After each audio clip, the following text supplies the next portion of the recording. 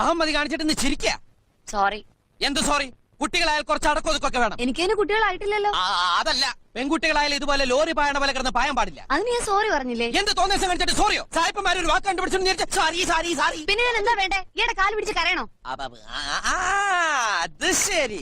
ആരാ ഇവിടെ സിമ്പിൾ അടിച്ച് കഥാപ്രസംഗം ഉണ്ടോ? സിമ്പിളൊന്നുമല്ല, തലലിശയിൽ പത്രം വീണതാ. മണ്ട അലങ്കരിക്കാൻ പോയപ്പോ. മണ്ടയല്ല, മണ്ഡപം മണ്ഡപം. മണ്ഡപം അലങ്കരിക്കാൻ കൊണ്ട് പൂക്കളാണ് ഈ കുട്ടി നശിപ്പിച്ചത്. എന്ത് നശിപ്പിച്ചു? അതെല്ലാം പെറുക്കി എടുത്താ പോരെ. ഓഹോ, അങ്ങനെയാ. എന്നാ പെറുക്കി എടുക്കൂ കുട്ടി. അല്ല, നീ ഏതായി കുട്ടി? ഏതായി കുട്ടി? ഈ കുട്ടി ഇവിടത്തെ കുട്ടി, ഗൗരി കുട്ടി, കല്യാണ പെണ്ണേളായ കുട്ടി. ഓഹോ, കണ്ട മൂത്തതാ. കല്യാണ പെണ്ണാവാതിരുന്ന ഭാഗ്യം, അല്ലെങ്കിൽ കിട്ടുന്നവൻ പണ്ടാറടങ്ങി പോയനെ. വേഗം പെറുക്കി എടുത്തോണ്ട് വാ കുട്ടി. ഇയാൾ ആരാ? അയ്യോ, എല്ലാം മനസ്സിലായില്ലേ? ഞാൻ ഇവിടുത്തെ കാര്യസ്ഥൻ UPP മേനോ. അതല്ല, അയാൾ ആരാ? അതല്ലേ കല്യാണരാമൻ. സദ്യവട്ടങ്ങൾ ഒരുക്കാൻ ഇവരെ കഴിഞ്ഞിട്ടേ നാട്ടിൽ വേറെ ആളുള്ളൂ. അത്രയ്ക്ക് കേമാ അവരുടെ സദ്യ.